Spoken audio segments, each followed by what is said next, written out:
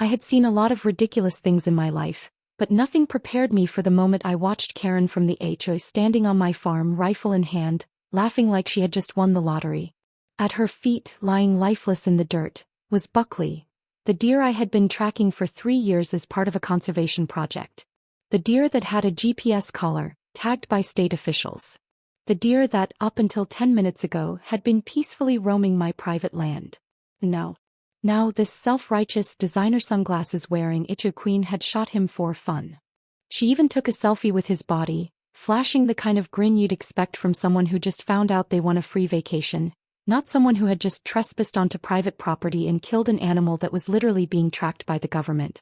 "Look at this beauty," she beamed, waving at some invisible audience. "First big hunt. Gotta send this to the girls." She looked up and noticed me standing there, my expression blank, my hands clenched into fists. Her face fell slightly. "Oh. Hey, you live here, right?" She gestured vaguely at my house, like she wasn't standing smack dab in the middle of my land. "Yeah, so, funny story, I thought this was public hunting land." I took a slow breath, fighting the urge to start yelling. "Karen," I said, voice tight, "this is my farm." She blinked. "Oh." Then she shrugged, flicking her blonde bob over one shoulder. "Well, that's a little confusing, don't you think? I mean, no signs or anything." There were signs everywhere. She had literally climbed over a fence to get here. I wasn't sure if she was just pretending to be oblivious or if she was actually that dense. Either way, my blood was boiling. But before I could even start listing all the ways she had royally screwed up, my phone buzzed in my pocket. I already knew what it was before I even looked. The conservation team tracking Buckley.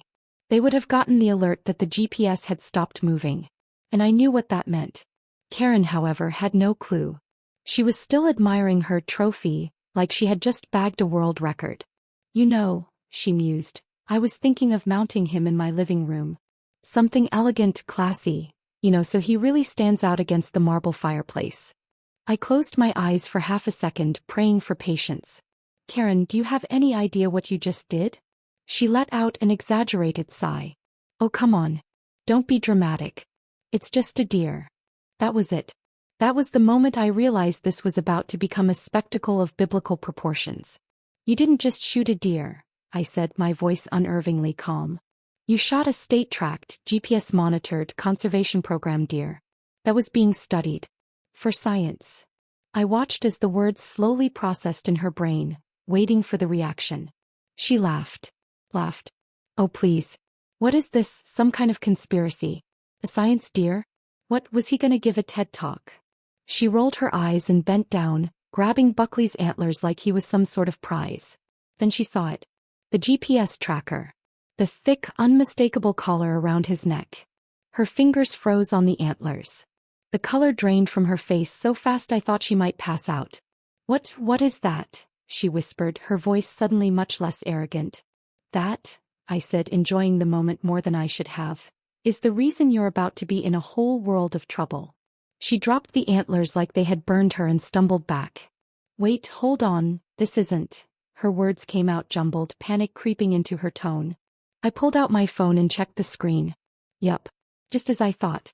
The conservation team had already dispatched an officer. They had seen the GPS signal go dead. It was only a matter of time before they got here. Karen's hands flew up like she could somehow erase what had just happened. "Hey, look. This is all just a huge misunderstanding. I didn't know it was, an important deer." She laughed nervously. "I mean, how was I supposed to know? It's just out here like all the other deer." "You climbed a fence to get here," I reminded her. She waved a hand. "Technicalities. You ignored the no trespassing signs. Maybe they should be bigger? You illegally discharged a firearm on private property." He stiffened. Okay, let's not start throwing the word illegal around, okay? I mean, we can figure this out, right?" She took a step toward me, her perfectly manicured hands clasped together in an attempt at persuasion. "Like maybe you could, I don't know, forget this ever happened?" I let out a low chuckle, shaking my head. "Oh, Karen," I said, "I don't think anyone is gonna forget this." She gulped. A few moments later, the sound of sirens cut through the crisp morning air. Karen spun toward the road, eyes wide as she watched the wildlife ranger's truck pull up. Her mouth opened and closed like a fish gasping for air. "Oh, you have got to be kidding me," she breathed. But this was just the beginning. The ranger, a tall man in a very serious-looking uniform, stepped out, immediately scanning the scene. His gaze landed on Buckley, then on Karen, still clutching the rifle like she was holding on to the last thread of her dignity. "Ma'am," he said, his tone all business. "Did you shoot this deer?" Karen immediately went into full-blown panic mode. "What? Me? No. Well, I mean, technically yes, but not like in a bad way." She let out a nervous giggle. "See, I thought I was on public land, but it turns out, I wasn't, and then, well, you know how it is. Mistakes happen, right?" She shot the ranger what she probably thought was a charming smile. The ranger did not smile back. Jake, meanwhile, was watching the whole thing with an expression of pure amusement. Karen swallowed hard. "So, I'm just gonna head home now and we can all pretend this never happened?" The ranger pulled out a notepad. Karen paled. "And Jake?" Jake grinned. Because for once, karma was about to do its job. Karen's panic was almost comical to watch. She had strutted onto my land like she was some kind of hunting queen, and now, standing in front of a state wildlife ranger with a notepad in hand, she looked like a deer in the headlights. Ironic, considering the situation. She kept shifting her weight from foot to foot, gripping the rifle she had used to kill Buckley like she was hoping it would just disappear. Her carefully curated confidence was crumbling by the second, and I was enjoying every moment of it. The ranger, a man with a face that looked like it had seen every kind of stupidity imaginable, flipped to a new page in his notepad. He had that deadpan authority that made you feel guilty even when you hadn't done anything wrong. Karen, on the other hand, had done plenty wrong and she knew it. Her nervous laughter had officially dried up, and she was now in the phase of disaster control where she started talking way too much, hoping something she said would magically erase reality. "So," she began, voice higher than usual, "look, I just want to say that this was all a huge misunderstanding, okay? I mean, come on, it's not like I meant to, kill a government deer." She gave an awkward laugh, but it was clear she wasn't even convincing herself. The ranger's expression didn't change. "Ma'am, did you or did you not discharge a firearm on this man's property without permission?" Karen hesitated. "I mean, technically yes, but..." "And did you or did you not kill a tracked deer that was part of a conservation program?" Karen made a noise in her throat like she wanted to say no but couldn't figure out how to spin the truth in her favor. "It's not like I did it on purpose," she finally muttered. The ranger didn't look impressed. "You shot it. That's the definition of on purpose." Karen let out a nervous breath, clearly realizing that her usual tactics of manipulation weren't going to work. Her eyes darted to me and suddenly she seemed to think she had an angle. "Okay, but wait a second," she said, stepping toward me like we were suddenly teammates. "He didn't tell me this was his land. How was I supposed to know?" She gestured dramatically at the property around us, as if she was unveiling a grand argument. I crossed my arms, unimpressed. "Karen, you climbed a fence." She blinked. Well, it was a very short fence. There were no trespassing signs. She waved a hand. "Those? Come on, those are just suggestions." "They are legally enforceable," the ranger cut in. Karen's mouth snapped shut but only for a second. Then she moved on to a new strategy, shifting the blame. "Okay, but seriously," she said, looking at the ranger, "isn't this kind of an overreaction?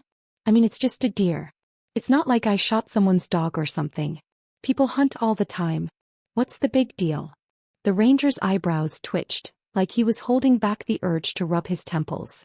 "The big deal is that you illegally trespassed onto private property, illegally discharged a firearm, and killed a deer that was actively being studied by state wildlife officials. That is a very big deal." Karen groaned dramatically. "Oh, come on, does everything have to be so technical?" She put on her best charming voice. "Look, how about we just forget this happened? I mean, I'm on the HOA board, I know a lot of people, and I'd hate for this to get blown out of proportion." The ranger's face didn't so much as twitch. "You're going to need to surrender the firearm." Karen's mouth fell open. "Excuse me. It's evidence in an illegal hunting case." Her eyes darted around like she was considering making a run for it. Then, realizing that would only make things worse, she let out a loud, dramatic sigh and practically threw the gun at the ranger. "Fine. But this is ridiculous. You know, my husband is going to hear about this, and let me tell you, he's very important in the community. The ranger looked utterly unimpressed. I'm sure he is. She folded her arms and scowled at the ground like a petulant child. Just when I thought she might finally shut up, her phone buzzed and she practically pounced on it. Oh, finally, someone reasonable, she muttered, then answered with an exaggerated sigh. Oh my God, babe, you will not believe the absolute overreaction happening right now. I mean, seriously, I'm being treated like some kind of criminal because I shot a dumb deer. I couldn't hear the other end of the conversation, but judging by the way Karen's face twisted into horror, her husband's response was not what she was expecting. What do you mean you saw the news article? She shrieked. I couldn't help but grin. The internet worked fast. Karen's eyes flickered to me in panic as if this was somehow my fault. No, this is not that big of a deal. People shoot deer all the time. Babe, you need to calm down. What do you mean the HOA is having an emergency meeting? She pulled the phone away from her ear like it had personally betrayed her and turned back to the ranger, now practically vibrating with anxiety. Okay, I get it, I screwed up, but let's be real, do we really need to go through all this legal nonsense? I mean, come on, can't we just, pay a fine or something? No one actually gets arrested over stuff like this, right? The ranger gave her a blank look. Ma'am, you're looking at multiple charges, including trespassing, illegal hunting, and interfering with a state conservation program. There will be an investigation. If convicted, there could be some very real consequences. Karen actually staggered back a step, all the color draining from her face again. Wait, hold on, this is just a misdemeanor, right? Like a slap on the wrist kind of thing. The ranger's lack of response was all the answer she needed. Her breathing picked up.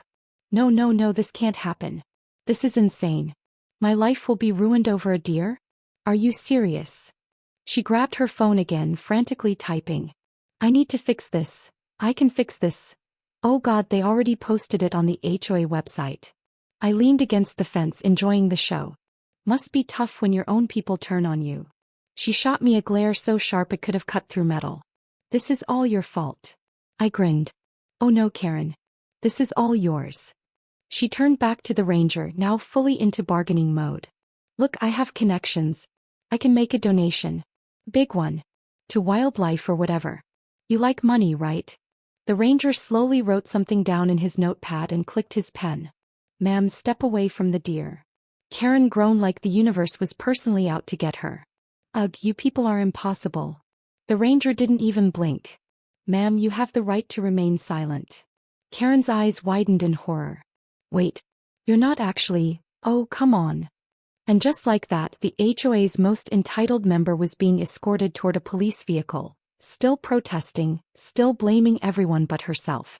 I had a feeling things were only going to get better from here. Karen's world was unraveling faster than she could process. As she was escorted away by the ranger, her screams of protest echoed through the air. She twisted in his grip, flailing like a child throwing a tantrum. This is insane. You can't arrest me over a deer. Do you even know who I am? Her voice cracked, the confidence she once had now completely gone. I stood back, watching the spectacle unfold with a deep sense of satisfaction. Karen, the self-proclaimed queen of the HOA, the woman who had terrorized neighbors over the color of their mailboxes and the length of their grass, was now reduced to nothing more than an entitled mess grasping at straws. Her desperate attempts to use her so-called connections were falling flat. She had always been someone who thought rules didn't apply to her. But reality had finally caught up. The ranger didn't even flinch at her screaming. Ma'am, I highly suggest you stop talking. Anything you say can and will be used against you. Karen let out a high-pitched laugh that had more panic than humor. This isn't happening. It's a joke, right? I mean, seriously, I can just pay a fine, right? She looked around wildly as if expecting someone to step in and save her. But no one did. Her husband finally arrived, speeding up in a sleek black SUV, slamming the brakes just inches away from where she stood. He jumped out, face red, phone clutched in his hand. What the hell is going on? His voice was sharp, but the second his eyes met mine I could tell he knew exactly what was happening. And he was not happy about it. Karen immediately latched onto him. Thank God. Tell them this is all a misunderstanding. Her husband didn't respond right away. Instead, he pinched the bridge of his nose and let out a long, exhausted sigh. Karen, what did you do? Her face contorted, flipping from outrage to desperation. They're acting like I committed a felony. It's just a deer. Her husband turned to the ranger, expression unreadable. What's the situation? The ranger explained everything in the most professional way possible, detailing the illegal trespassing, the firearm violation, and most importantly, the fact that Karen had killed a GPS-tracked conservation deer. As each charge was listed, Karen's husband's expression shifted from annoyance to outright horror. He exhaled sharply and looked at her, jaw clenched. Karen, do you have any idea what you've done? Karen scoffed. Oh, don't act like this is some big deal. You can fix it, right? Her husband didn't even look at her. Instead, he turned to the ranger. Is there anything we can do to resolve this quietly? Karen's face lit up in relief, but the ranger's answer crushed whatever hope she had left. Sir, this isn't a situation that can be fixed quietly. The state has already been notified and the GPS tracking logs show everything. Your wife is facing some serious charges. The weight of reality hit Karen like a freight train. Her hands clutched at her husband's sleeve. Babe, come on, don't let them do this to me.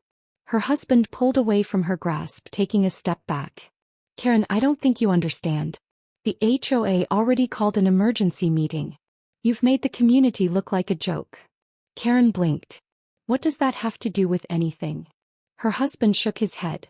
The HOA doesn't want to be associated with this mess. The board is already talking about removing you. The sheer betrayal on Karen's face was priceless. They can't do that. He sighed.